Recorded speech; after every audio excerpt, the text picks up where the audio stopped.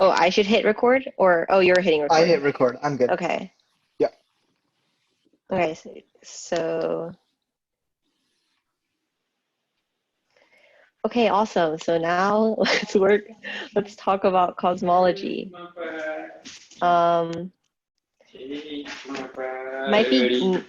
Might be good if you just mute yourself, just so it's not too distracting. Okay, well, let's begin. Okay, so Yonna, you can mute everyone through that, I think. I'm busy. I'm watching this. No! And I'll play video games. Oh. Shishir, can you mute everybody? Yeah. Except me, maybe? Yeah. Okay, awesome. So we're going to talk about cosmology today, and I think cosmology is a really cool branch of physics because it tries to answer a lot of fundamental questions that I think not only physicists, but just kind of everybody has about the world that we live in. And I think like oftentimes these questions are things like, where did the universe come from? How did we get here? Where is it heading? And I think, in the past, people, like long time ago, people have tried to, answer these questions, and, we can see these in the forms of, like, I guess what we call today mythology, where we have, for example, like our Earth, which is on the back of an ox, which is then standing on top of this like cosmic sea, which is then on a bull, which is then on the shoulders of a jinn or an angel. And I think, back then people had these stories that explained these questions or that answered these questions. But as people began to like look up at the sky and begin to observe things and start taking data and also matching models with what they're seeing, I think cosmology is a really cool branch of physics in that you can really see this transition of these models. And I think in the first lecture we mentioned how important these models are to physics and how we should also acknowledge that they're never static, they're ever changing, and they're constantly evolving as we observe new things and we get new data and we kind of shift our understanding of what's happening in our universe. And I think in cosmology we can see that. So we've transitioned from this model of this universe or this Earth on this cow to something like this, where we can see where we've kind of matched our model with the data that we currently have. And we're continually expanding. And I think cosmology is cool in that these questions are still in progress, and we're just kind of like getting more and more closer to answering these questions. So I guess I really like this definition of cosmology in that it's the study of the origin, evolution, and then the eventual fate of our universe. So first things first, we're going to talk about the shape of our universe. And also, like, if you have any questions, please feel free to write in the chat. I don't think I can see the chat, or just like call it out if you have any questions. But yeah, shape of the universe. So first things first, is our universe finite or infinite? And this is something called Olber's paradox, where we kind of ask ourselves, well, if our universe is infinite, or if it's so big as we've kind of claimed that it is, why is our night sky so dark? In that, shouldn't it be lit up with the light from all the stars in the universe? If there are so many stars out there, and people have been saying like, oh, there's like millions and billions of stars out there, why is our sky so dark? Shouldn't it be almost as bright as day, or not, or even brighter? So maybe you could write in the chat what you think your explanation is to this question. Let's see, can I see the chat? I can watch it and call out. Okay, yeah, because I don't think I can see the chat. Can I? Someone said brightness lessens with distance. Okay, that's good. Are there any other Oh no, wait, that's the answer. The stars are too small to see. Oh, So wait, just to reformulate the yeah, question a little bit, the idea is essentially that if the universe were infinite, then everywhere you would look, eventually there would be some star in that direction. And so the question is, why wouldn't we see it if the universe is infinitely old, infinitely big? Yeah, I guess, yeah, I didn't really explain that properly, but if we were to assume that our, universe is infinite, then there would have been an infinite amount of time for it, or enough time for it to have reached us, essentially. Yeah, can you hit So, present on your screen? oh, should I hit present? Yeah. Lots of people are saying black holes, which is a very fascinating idea. We don't know everything to explain. So the thing is that black holes are actually quite small, and so even if there are definitely black holes in the universe, but certainly most of the sky should still be lit up. But there's a very interesting point to be said about dust. Like you might say, well, there might be dust that's blocking the light, and yes, this is true. But if you remember from thermodynamics, what should happen is actually if the universe is infinitely old, everything eventually comes to the same temperature. And so the dust would eventually be glowing at the same temperature as the stars. And so the question would be, why is the dust not, heated up? Wait, also, can you guys see this? Can you guys see this, Zoom stuff? I think people can see your presentation. Oh, wait, just a presentation? Okay. Just want to make sure. Maybe not in the your face light well. spectrum. Well, that's also an interesting point that we'll get to. Actually, that's a very insightful point. Wait, sorry. Is it okay? Can you see the screen? Yeah, we can see your screen. Okay, I think you're okay. We can see your face. Okay, so yeah, so like Nicholas was saying, there was actually a lot of really cool points being brought up, and I think we've kind of concluded that yes, our universe is not infinite. So this is like kind of contradicting this assumption that our universe is infinite, and rather that it's not infinite in time. yes, is not infinite in time. So it has a beginning, which we've kind of generally all call the Big Bang, and our universe is in fact expanding. And the reason why we can't see this light, and actually somebody did mention it's not in the visible light spectrum, and that's true. There's something that's called the redshift of light, which we've explained in previous lectures before, where you have this like Doppler shift effect going on with the light, and so that it's shifted away from the visible light spectrum. So it still really is there, it's just that we just can't see it. Well, yeah. So one point to bring up is that light is actually sort of back in time. So the I'm gonna go there. The universe is not infinitely old, and so light just hasn't had time to reach us from very far away stars. Yeah, but there is that. But Yonna will talk about a background which comes from something different. So yeah, so here's some kind of key points to mention, and so there's something called the cosmological principle, which is this idea that our universe on the largest scale is homogeneous and isotropic. And what that means is that it's uniform in all directions and uniform like in terms of energy and temperature. And this might seem kind of weird because you might think, oh, well, there are certain parts of our universe which are just kind of these vast open expanses of nothing, while we have other places in the universe where we have these super energetic like black holes and supernova and all these crazy explosions going on. So it might be kind of weird to just kind of generalize and be like, oh, everything's the same. But if you actually look at the universe in the large picture, it's actually quite uniform. And I have pictures later on in the presentation where you can kind of see this very like homogeneous looking picture. And the way I kind of like to think about this is that there really isn't like a special place in our universe. There isn't like one kind of point or place where it's like more like the source of the energy, or there's like some kind of special thing going on there. It's actually like everywhere is just kind of the same.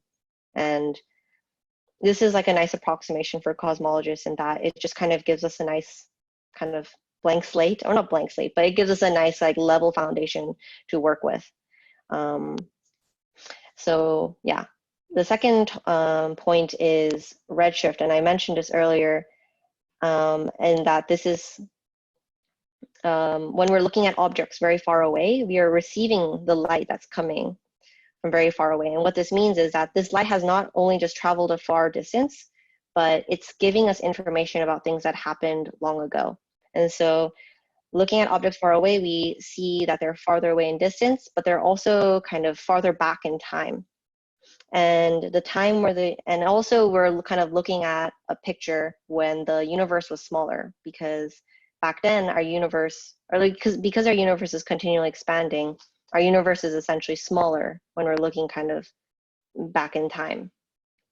And so because we have this redshift of light, everything will also look redder. And what cosmologists use to kind of describe, because everything is kind of changing, we use something called a scale factor, which is this A, and it's a ratio of the length as we measure it today to what it used to be measured as in present day. And so this scale factor can be used not only as a measure of distance, but also as a measure of time.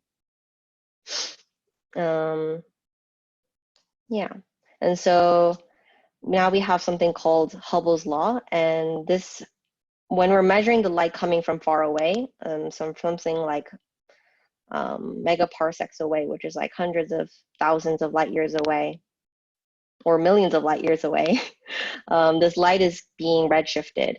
And this redshift, using this redshift, we can actually calculate how far away, not only how far away this object is, but also the velocity of how far or how quickly this object is moving away. And this relationship is known as Hubble's law.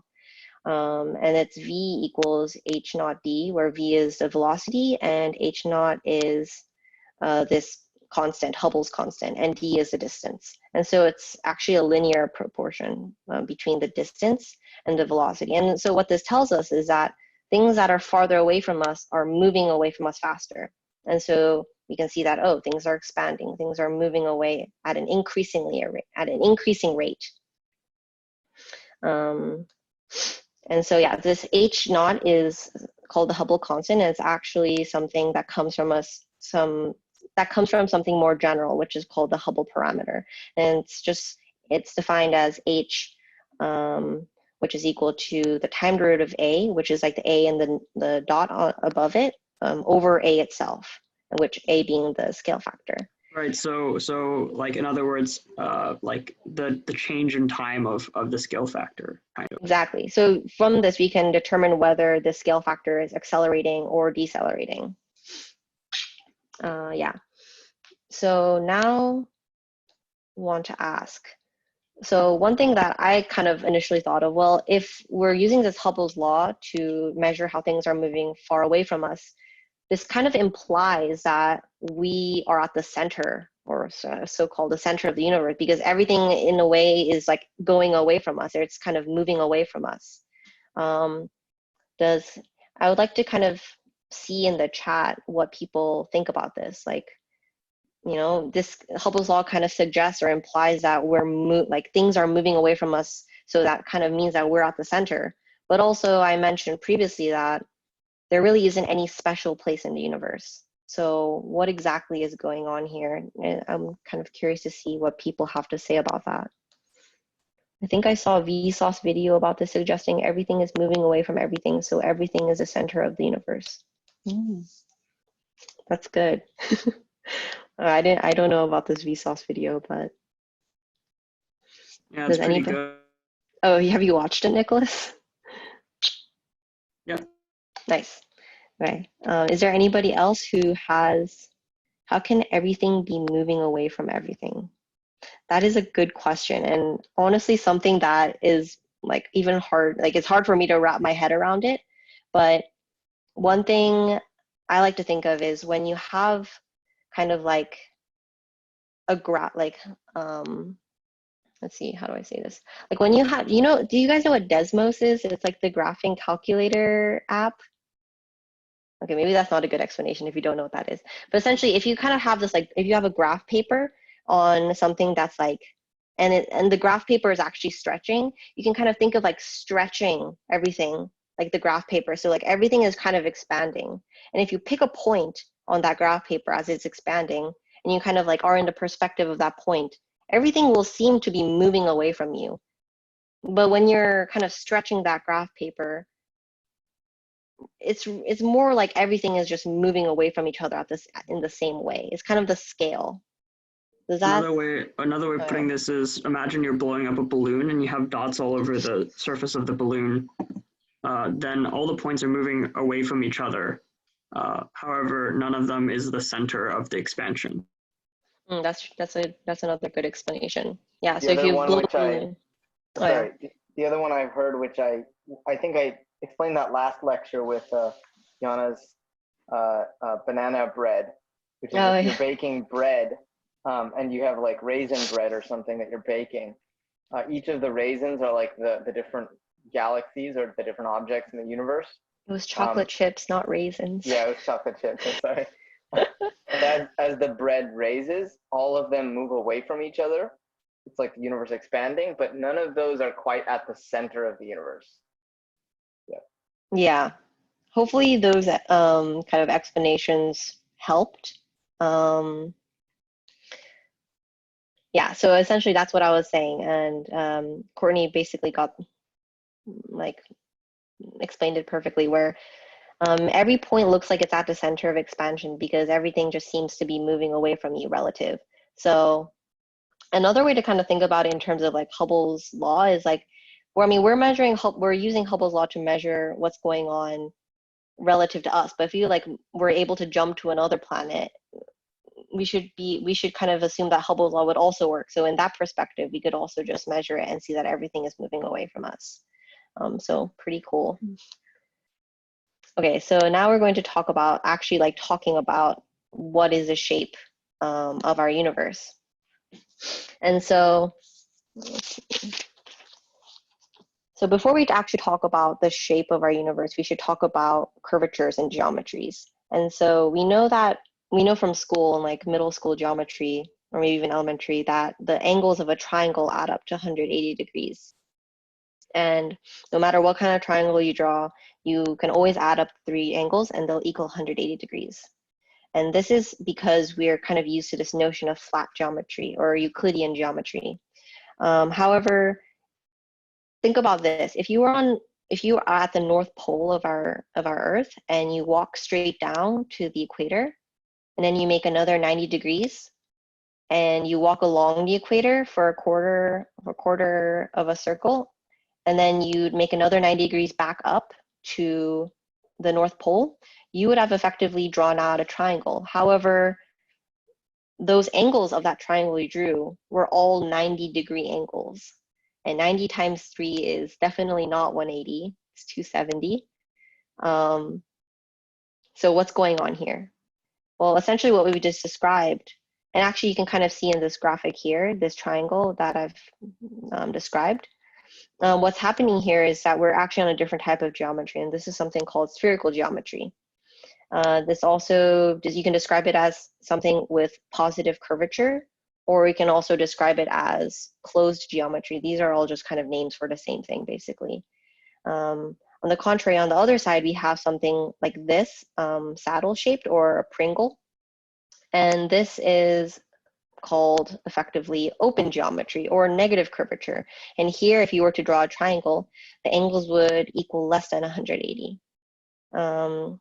So these are like these 3 different types of geometries. And now the question is, well, what type of geometry or what type of curvature does our universe have? I'm just curious. I would like people to just like, I guess, write in the chat what they think the universe, or what type of curvature our universe has. And maybe with just any kind of intuition, any kind of explanation you can think of. What do you think the curvature of our universe is? So we have flat, which is just kind of this flat plane. We have spherical, which is a sphere. And then we have, it's called hyperbolic, which is like a hyperbola shape. Yeah. Anybody have any ideas what it could possibly be? Okay, so we have sphere. I guess, why do you think it would be a sphere?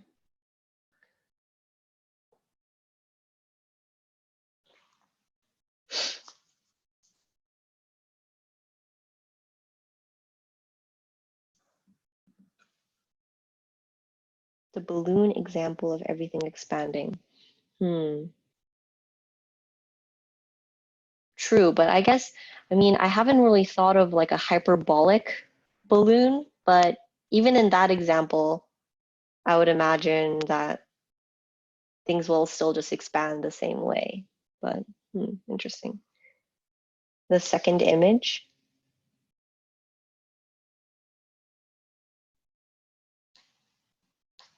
Do you have like the Pringle? Hot news, hot take. Our universe is just a Pringle. Okay, well, so we've gotten like 2 votes for sphere and 1 vote for Pringle.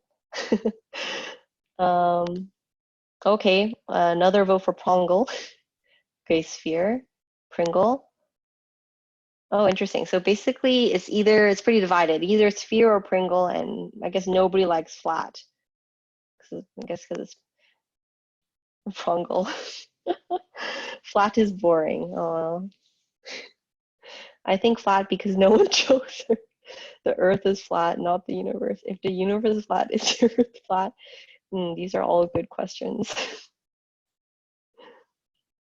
Okay, well, I think we can kind of cut the chase. And the conclusion is, spoiler alert, our universe is flat. I'll go into explaining why a bit, or like how we've discovered this. Yes, underdog, I agree. Yeah, no, it's pretty flat. So I'll go into why it's pretty flat. But essentially what people have done is they've essentially done what we've been doing with these triangles, in which they've been oh, you guys are funny. Essentially scientists have done what we've basically described with these triangles, in which they've essentially taken 3 points in our universe, like as expansive a place as they can, and they've essentially just measured the angles and seen, oh, is it 180? Is it less than 180? And is it greater than 180? And it turns out it's really, really close to 180. And this was actually used with something called the cosmic microwave background, which I'll introduce later. Another way people have determined the curvature of the universe, and I've kind of been ignoring it, but on the picture you can see this omega term. And this omega term is called the density parameter, and it's essentially a ratio of the entire density of all matter in the universe over a critical density, which would be the amount of the density required for our universe to be 1. So it's kind of just this comparison essentially. And this density parameter like I said, it measures all of the density or all of the matter in our universe. And it kind of turns out, I'll introduce an equation later, but it turns out that if it's greater than 1, then it's going to be this spherical curvature, and if it's less than 1, then it'll be the hyperbolic curvature, and if it's equal to 1, then it'll be this flat curvature. So scientists have been able to kind of determine what this omega value is, and and people are continually revising and continuing to collect data and calculate what this omega value is. But currently we have values that are like 1.00 plus or minus 0.02 or plus or minus 0.12. So it's pretty much 1 with really slight fluctuations in curvature. So we've basically concluded that our universe is actually quite flat, with like plus or minus some very, very subtle curvature. So slightly subtle thick. Uncertainty. Yeah, it's very subtle. And even determining whether it's plus or minus, like that's also very difficult. So people are currently still trying to determine exactly what this value is. Okay, so I mentioned that I was going to bring up a couple equations. And so with this assumption of the cosmological principle, which is this homogeneity and isotropy, alongside this like understanding that our universe is flat, we get a relatively simple metric, as you can see here. And it looks really familiar actually with the special relativity metric. except for the fact that we have this a squared termed. And a, if you don't remember, is the scale factor. And so what we can see from this metric is that, in fact, lengths are going to be, expanding or changing over time. So we can actually see that if we calculate this a term to be increasing over time, then we can also conclude that our space is also expanding over time. And here we can see, with the assumptions that I mentioned earlier, if you plug them into the Einstein field equations from general relativity, it takes a quite simple form. And here, so on our left side, we have the Hubble parameters. And this essentially is the energy in the entire energy in our universe, and it's equal to these 4 terms. And these 4 terms determine or give us kind of the composition of our universe. And we have, as you can see here on the right, radiation. Sorry, Yonna, we have a question. Oh yeah. On the chat. Did you address? Yeah. I was under the impression that if the universe was a sphere, then everything I would be in the sphere, not on the surface. Sorry, wait. I think basically if I can paraphrase the question is that if the universe was a sphere, then you'd be inside the sphere and not on the surface of the sphere. Or maybe the question could be like, what would be inside? What would be the equivalent of inside and outside the sphere? Oh, I see. Well, yeah, so I think what this sphere and then all of these things are describing is not necessarily maybe it was a bit misleading when I said the shape of the universe, but this is kind of more describing how, how do I say this? It's describing the curvature of space, meaning it's not actually saying that the universe is some sphere and we are just 2D beings living on the sphere, or same with kind of a flat surface or a hyperbolic surface. It's more describing how the space bends or how it curves. Does that answer your question? Okay. Yeah. Cool. So to clarify, when we say it's the universe is or isn't a spherical shape, we don't mean that we're literally on the surface of a sphere. Obviously we're in 3 dimensions, so it'd be like a 3-dimensional analog of that. Yeah. So these aren't pictures of this is what our universe looks like. It's more about describing how space bends. And so this bending can actually determine the fate of our universe, which I'll actually mention later on in the presentation. So yeah, so going back to this equation, so we can see 4 terms. And so we have an omega term, which is our density parameter for each of these terms, where R is for radiation, M is for matter, K is for curvature, and the lambda is this last term is for dark energy. And seeing these 4 terms, we can actually determine how they kind of fall off as time goes on. And so to explain further, so matter is something so matter as the universe expands, so as the universe expands, the density of matter will fall off to by a to the -3, which is this second term right here. And this kind of makes sense because we live in a 3-dimensional world. So as you kind of move in all 3 directions and expand, the density of matter will also fall off in that way. Radiation also falls off similarly, but it'll fall off faster. And just to clarify, when I say fall off, I mean exponentially get smaller.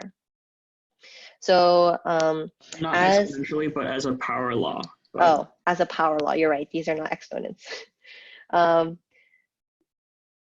Yeah, so what was I saying? Oh yeah, so radiation will fall off similarly to matter, except that it falls off even faster because it also will lose energy due to the redshift. And that actually happens as the universe expands.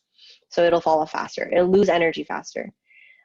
Similarly, so those are those two. And one thing to note here is that our dark energy term right here is not dependent on A, meaning it's constant in time. And so it won't, the amount of, the density of dark energy doesn't change over time. It's constant. And we also have a curvature term here. And so this doesn't necessarily imply, like it kind of implies that curvature in itself has some kind of relationship with energy, which might seem a bit confusing because it's not necessarily like a thing. It's more of like a characteristic of just the universe that we live in, the curvature of it. But this will kind of play a role later on. So we'll address that later. Yeah, so this is just kind of a small graph of the makeup of the universe. I think I'm going to just kind of skip over this though, because I don't think we have a lot of time. So just to briefly mention, scientists have been able to roughly figure out what this kind of proportion between these four, or I guess between dark energy and dark matter, and then kind of the matter that we know of. And then also, I guess people don't really consider like radiation in this because it's not really part of this. But yeah, and so this ratio kind of changes over time, but right now and the numbers kind of shift because people are still trying to figure out exactly what this ratio is. But here's just kind of one general estimate where dark energy is about 3/4 of the composition of our universe, and the rest is matter. And when I say matter in general, that is kind of including both like normal matter that we know of and dark matter. And dividing that further, we have dark matter, which is about 22%, and then the rest, which is matter that we know of, which if you think about is pretty crazy because you think, oh, there's so much matter. If you think about, I mean, everything on Earth and also like all the stars, all the dust, you know, that seems like so much, but that's really actually just a tiny percentage of what we know to, you know, make up our universe, which is pretty crazy. Yeah, I want to clarify one thing. So when we say radiation, what we mean is like either light or neutrinos, or really anything that's moving near the speed of light will behave like radiation. But in our universe, it turns out that the radiation is very, very little of our energy budget, and so it just would never show up on a plot like this. Yeah. Thanks, Nicholas. Okay, so now let's talk about the history of the universe. And this is kind of the graphic that I showed earlier on, and it kind of shows a general view of the history of our universe.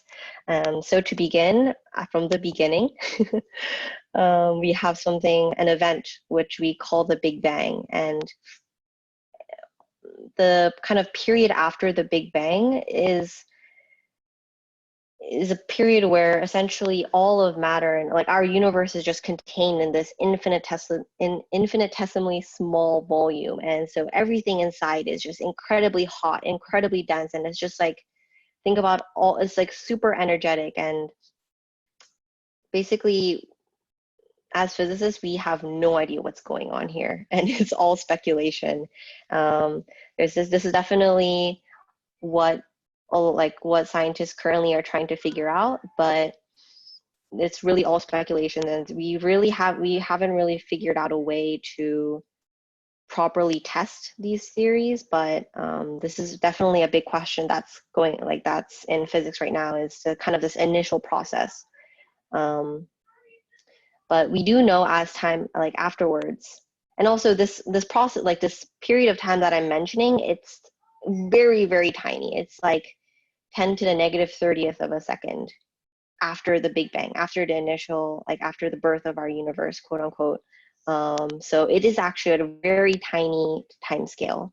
But quickly after this, our universe begins to expand. And as things expand, as you learned in thermodynamics, they begin to cool down. And as things begin to cool down, it kind of things just begin to calm, and you know, they are able to interact with each other in more meaningful ways, at least for us, meaningful. So the universe is filled with this really hot plasma, very energetic, and then it cools down to a certain point where protons and neutrons can actually form from quarks.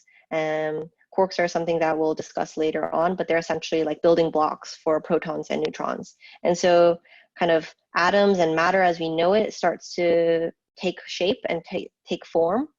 And this actually happens, yeah, in the first couple seconds or minutes right after the Big Bang. And up to this point, though, even though we're starting to like build these building blocks of matter, but right now it's still pretty much radiation dominated. So we have, yeah, all this light is pretty much like, or our energy is consists mostly of in the form of radiation. But after around 50,000 years, matter begins to dominate, meaning there's now officially more matter than radiation in our universe. And when I say matter, this is still a combination of the matter that we know of and dark matter. And scientists believe that this is like the ratio of those two at this time is around 85 to 15, where 85 is dark matter and 15 is matter as we know it. And then around 100,000 years after the Big Bang, we begin to get our first molecules, which are like atoms, individual atoms coming together. And at this point, they're still ionized, meaning they're not neutral, which is an important point later on, which is around 375,000 years. So so from 100,000 years to 370,000 years, now we have two really important things that happen. And here you can see in this graph, it's actually mentioned here, where it's called the afterglow light pattern.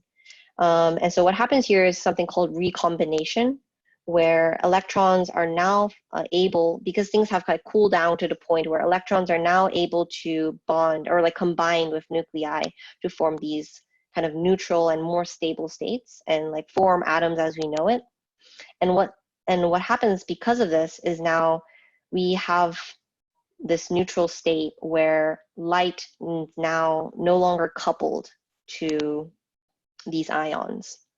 And so what happens is light is now able to move freely, because previously before this, in this like hot plasma, light couldn't escape because it would try to move and then it would just instantly be coupled to like an ion, because like as we like learned previously, light is a combination of electromagnetic waves, so it's attracted to these ions. Yeah, so the essential idea is the electrons are just sort of floating around. So when you have light, it just sort of can't go very far before it hits something. And so it just sort of jumps around and hits a whole bunch of stuff and never goes in a straight line for very long. Yeah, so it's just like this hot jumble of mess. But then once we have this recombination of the electrons to the like two atoms, then light is now able to just like move freely on its own. And this is something called decoupling. And this light, and so essentially, like if we look far back into, basically back into the history of our universe, really kind of the farthest we can see with light is this 375,000 year period, because that is the beginning of when light could actually travel freely. And this is something called the cosmic microwave background, which I'll introduce a bit later. I've been kind of hinting at this, but we'll talk about it a bit later. So essentially after this 375,000 year kind of mark in our universe, now we have this period called the Dark Ages, and this ranges from 375,000 years to about 1 billion years. And keep in mind that our universe is about 13.77 billion years old. So only 1 billion years in, we are in this Dark Ages period. And this is where we have light is traveling freely, but we don't have any stars yet. So there isn't any source of light per se in the universe yet. But around, so the universe continues to cool, but then around like a couple million years in, we start to have kind of the first generation of stars, and we start getting these like kind of new like mini galaxies per se, and they start to begin to form. And this continues on and on until about 1 billion years, where we can kind of confidently say, okay, we have these galaxies and we have these stars forming. And then this kind of continues on and on.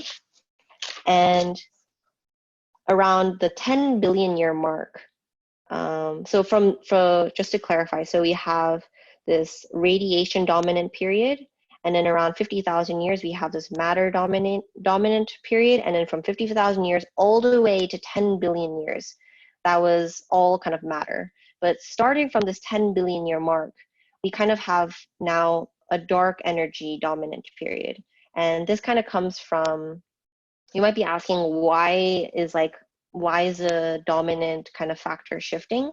And this comes from the equation that I showed earlier over here, where as our universe is expanding, this term here so first for radiation, that term will fall off as essentially the density of radiation falls off first, and then we kind of have this falling off of matter, and that took about 10 billion years. And now we're at this new era where dark energy is kind of the dominant effect. So now we're at this 10 billion year mark where we have dark energy dominating, and from here on, our universe is actually now beginning to accelerate. And so what's happening is in this matter dominant period, our universe was still expanding, but it was expanding at a slower rate, meaning it was decelerating. However, dark energy is actually accelerating the expansion of our universe. And so now our universe is beginning to accelerate. Things are actually beginning to move forward. And this, to kind of explain how weird this seems to us, this is the equivalent of us throwing a ball up in the air. And in a matter dominant universe, you'd kind of expect it to, it's still going up, but then it'll eventually it's slowing down essentially. But in this dark energy dominant period, we're throwing a ball and then it's starting to accelerate. So it's going up and then it's going faster and faster up. So that is kind of currently where we are right now. And yeah, so because right now it's 14 billion years, and we're not kind of what happens afterwards will go to that as the fate of the universe. Are there any questions? I feel like I did just dump a lot of information.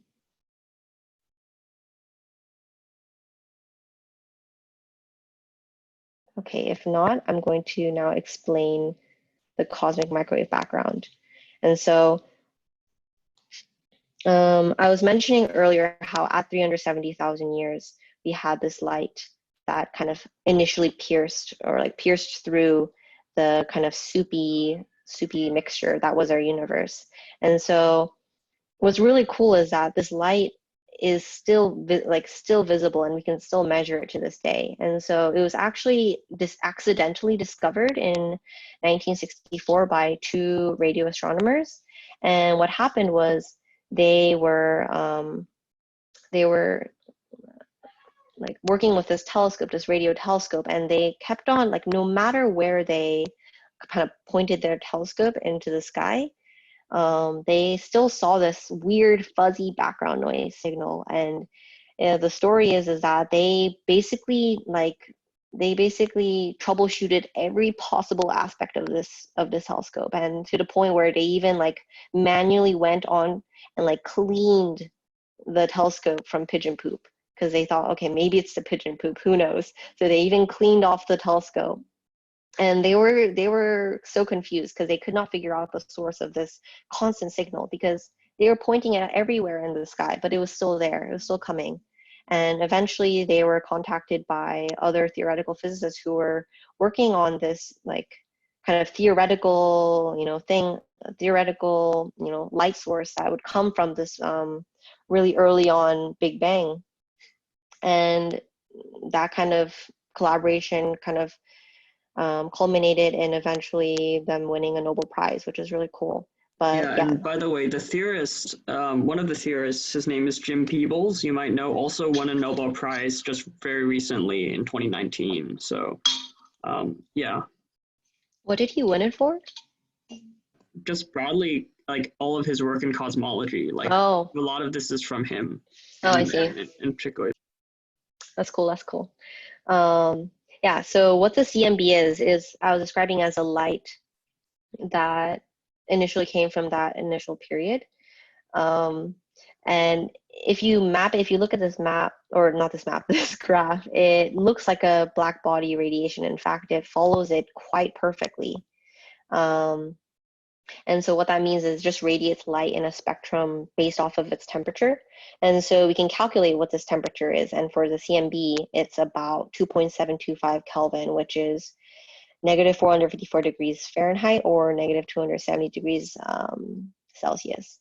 And the cosmic microwave background is actually really, really cool in that it holds a lot of information, because this light has essentially been traveling constantly from that 370,000 kind of point in our universe all the way to now. So it has a lot of information, and a lot of efforts are being put into, refining our measurements of the CMB and figuring out exactly, and kind of unlocking certain questions from it. And so here's a picture of what this looks like essentially. And this is kind of differentiating the pictures that we've been able to take of it from different experiments. So in 1990s, this was kind of the resolution we had.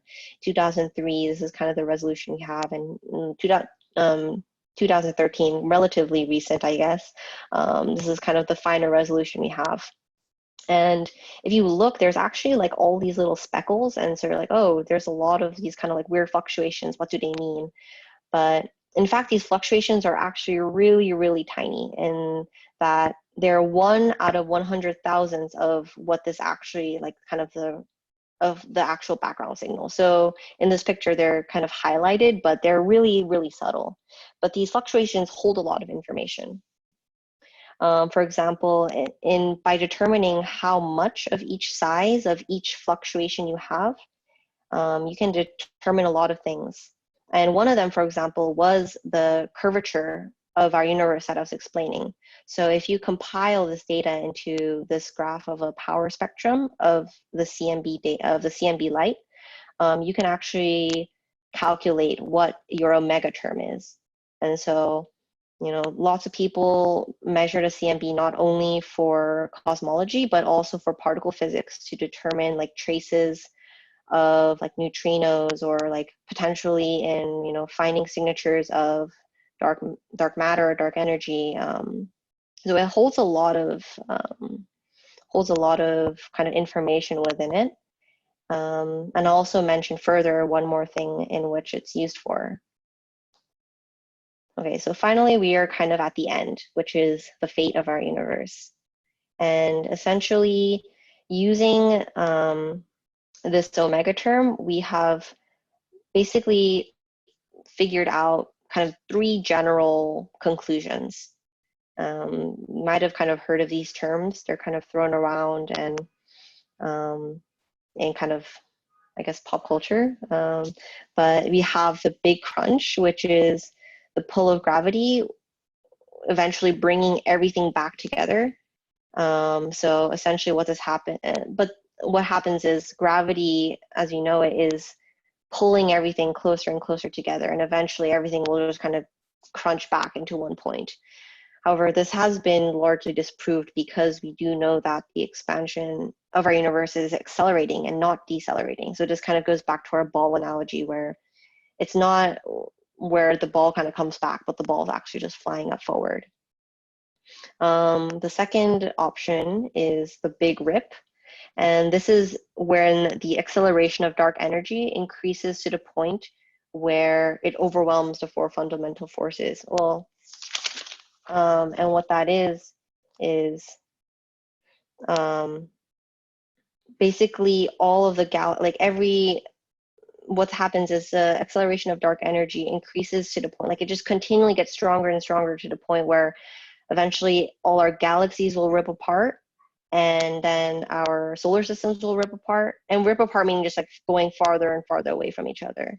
And then you have even our Earth just being pulled apart, and eventually all the way to atoms being pulled apart. And so when I say it overwhelms the four fundamental forces being gravity, electromagnetic forces, strong nuclear force, and weak nuclear force, where the last two kind of are describing, or the last two are kind of more about how atoms are either like, or how protons and neutrons stay together in the nucleus, or how like radiation or decay happens. So this is essentially just saying that the acceleration of dark energy will just overwhelm all of those forces to the point where everything is just ripped apart, and even photons, which are, you know, traveling at the speed of light, they can't even reach each other. So everything is just kind of disconnected from each other.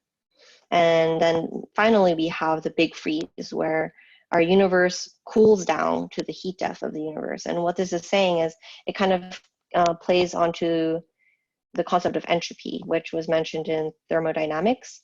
And so everything will essentially just kind of radiate away, and like all matter will essentially decay into radiation, even black holes. And everything will just everything will just kind of radiate into photons as everything just kind of cools down and becomes the same temperature. So there is no free energy exchange happening. And these are all pretty dramatic kind of conclusions to our universe, but you don't have to be worried, because these things will happen trillions of years from now on. So there is no worry for any of this happening in our lifetimes.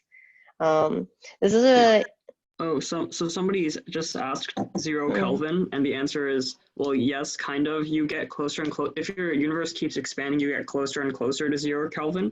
One thing that is interesting to note, probably during thermodynamics, we discussed black body radiation, and it turns out that the cosmic microwave background looks like black body radiation. So what you're plotting, what's being plotted in that one colorful figure is like the temperature, essentially. And so it looks like a black body, but if the universe kept expanding forever, then it would look more and more like a black body, which is cooler. Yeah, so I mentioned that the CMB is like around 2 degrees Kelvin, so it's not 0. Yeah.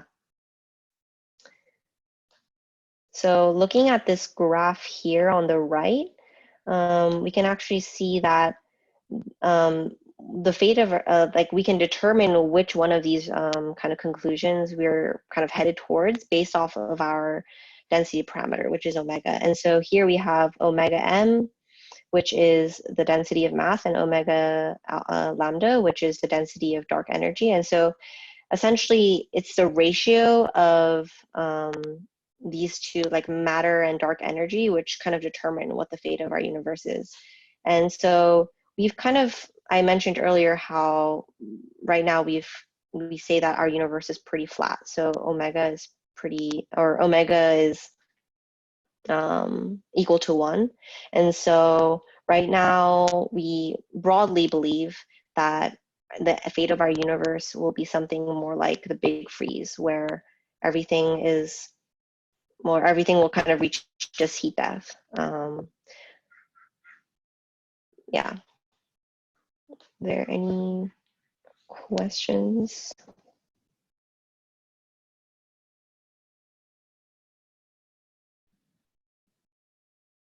Okay, if not, we can move on. Oops. So I want to talk about these 3 large problems in cosmology that for a long time were not really understood, or like we didn't really have the answer to. And so to go over them, we have this first puzzle, which is flatness. And so curvature falls the second slowest after dark energy. This is referring to the equation that I had earlier. So one would think that, you know, if radiation and matter have now fallen off, you think that curvature, the effects of curvature would be very prominent. However, as I've kind of told you before, curvature is actually, or there's very little curvature in in our universe. So this question is why? What happened to curvature? And the second question is about the CMB, where the CMB is light that originated from the universe when it was only around 300,000 years old. So it's traveled through a lot of different things. However, when we kind of compare the light of the CMB from different points, like different opposite directions, we're getting a temperature that is very uniform. And so this doesn't make any sense, because at the time of its origin, it wouldn't have had time to essentially like communicate information or like tell each other, okay, we're going to be this temperature, before kind of being released into the universe. So this question of why is the CMB so uniform?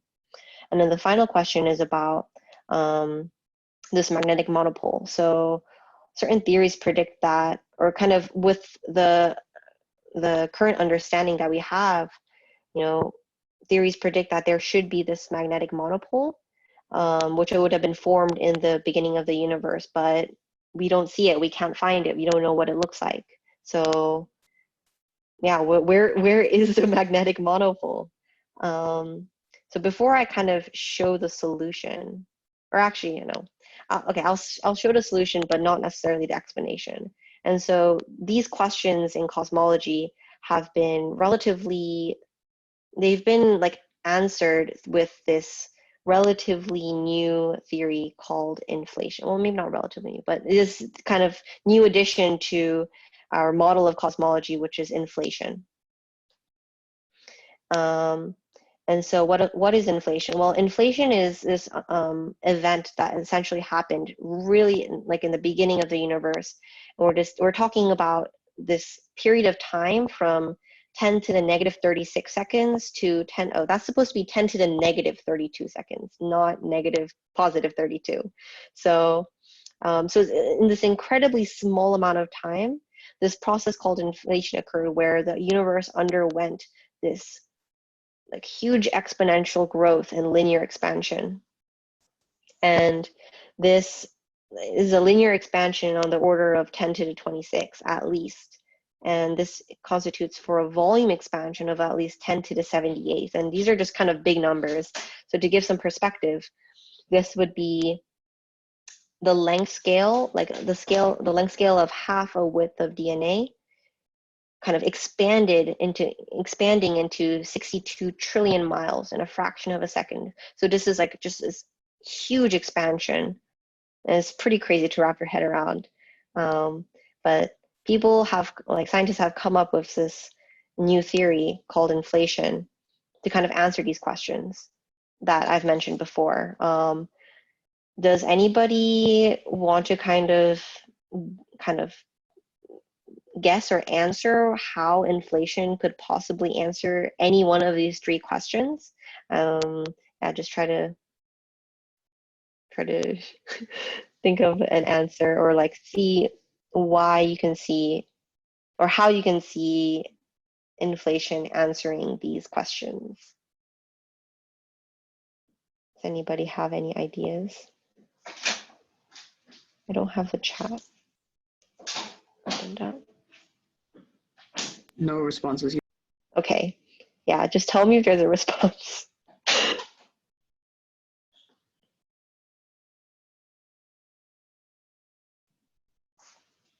Anyway, I should say really quickly, there's no evidence for inflation yet. Oh yeah, I was going to mention that. Yeah, sorry about that, but it's good to know. Yeah, so I guess while we're waiting here, so I did kind of mention that inflation is like the solution to these problems, but in reality, it's still, it's not proven. There is no evidence for it yet, but it is very appealing in the sense that it does answer a lot of questions for cosmology. And in fact, a lot of people are currently trying to find evidence for inflation. And one way people are trying to find this evidence is by looking at the CMB, the cosmic microwave background. So specifically looking at something called B-mode polarization. So this is the polarization of the light from the CMB, and essentially there is a characteristic polarization of the light that would occur, or that we would be able to see in the CMB if inflation did occur, and this would be kind of seen in the way gravitational waves kind of interacted with the CMB. So people are currently trying to measure the CMB and also kind of see this B mode polarization. And if people did see this, and that would be incriminating evidence for inflation as a theory. So yeah, currently it is still only I guess a theory. It's not necessarily been proven or with incriminating evidence, but it is very appealing because it answers a lot of questions. Has anybody written anything? Somebody said, for puzzle 2, if it expanded so fast, it would be possible for light to travel across the universe and be uniform. And for 3, inflation expanded the universe fast enough that the formation of the monopole couldn't occur. So as for the first question, for the puzzle 1 thing, it is indeed true that, like, if you think, like, in the sense that if the universe is like a certain size today, quote unquote, you can actually see light, which is farther away than, like, it would take light to travel because the universe was smaller for a long period of time when it was traveling. As for the third point, so the monopole problem is a bit interesting because like the theories which predict that monopoles exist are also theories which are not confirmed either. And so it's also very possible that those theories just aren't true. But in terms of forming the monopole, I mean, like the reason why it would form is a bit complicated, and we won't really get into it so much. There's an interesting analogy with with freezing water, but ask us afterwards. Yeah, I guess we can go on with our explanation or kind of giving you the solutions for this. So yeah, so inflation. So for the first one, so inflation, which is an exponential growth, would behave similar to dark energy. And so during this rapid inflation, it would essentially dominate over any other term. So I mentioned there was that curvature term in the equation. And so it falls off slower than matter and radiation, but not slower than dark energy. So something like inflation, if it did happen, then it would dominate over any other term. And so eventually it kind of, it dominates over curvature. So curvature wouldn't be able to necessarily play an effect.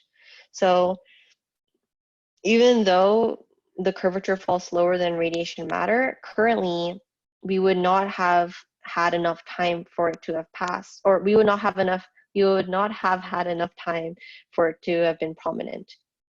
So this is an explanation in why we don't really have a lot of curvature right now.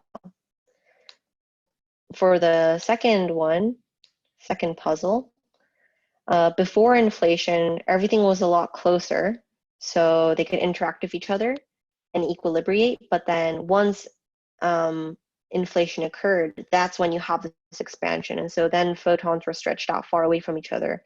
But inflation kind of gives this explanation of how things could have interacted before and then very quickly kind of been at different places. So that's one explanation. And then finally for the monopole, it's just a statement that, well, if monopoles did exist, according to certain theories that have not been proven, then just because the universe expanded so much in such a small amount of time, it's just a matter of the density of these magnetic monopoles having decreased so much, so that they're just really difficult to find because there's just not a lot of them in space, and space is pretty big. So these are kind of the explanations that people have come up with using inflation for these solutions or for these problems. Let's see. So lastly, I think, okay, it's 6:30 right now, but I just really want to quickly show some cool images. So at a large scale, so cool thing about, the cool thing about cosmology is that, there's just a crazy sense of scale that we have, and, we have us to planets and to stars, to galaxies, and to these clusters of galaxies, and then these super clusters, and then eventually this universe as we know it, this entire universe. And we've been able to take pictures of just kind of the entire, like just at that scale. We've been able to take pictures of the universe at that scale. And in fact, it looks very much like a web. And these two pictures kind of show, this is more of an accurate photo, the one on the right, but it's kind of similar. It's just kind of like spidery, like crinkly kind of picture. And it's actually quite amazing if you look at it. It's just like, this is the universe that we live in, and it's almost nothing like kind of you initially imagine. But this is kind of a cool simulation of just kind of how the universe, from kind of this initial just like box of particles, kind of then transforms into all of these like strings and webs. And using this theory of inflation, this kind of shows that the initial kind of little quantum fluctuations, what happens is through this process of inflation, these kind of differences, subtle differences, get blown up. And then those differences get blown up. And so with these differences, then we're able to then kind of start forming these like unique structures, and starting to create galaxies, and then have solar systems, and then planets, and then eventually life, and eventually that's us. So it's a pretty cool just kind of thought, if you think about like everything is in this one small place, and you have all these like really subtle differences on the like just some like quantum level, which is like really tiny, but then through this process they just kind of get blown up, and kind of blown up into these differences that are then able to form the universe as we know it, which is pretty cool. So yeah, that is the end of my presentation. If there are any questions, you can type them in the chat or email us. Yeah.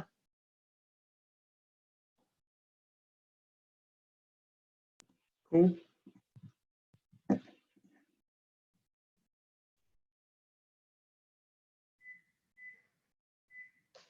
Thank you. Oh, thank you guys. Oh, somebody asked about the elaborating on the freezing water analogy. Yeah, so the idea that we'll talk about a little bit in particle physics is that there are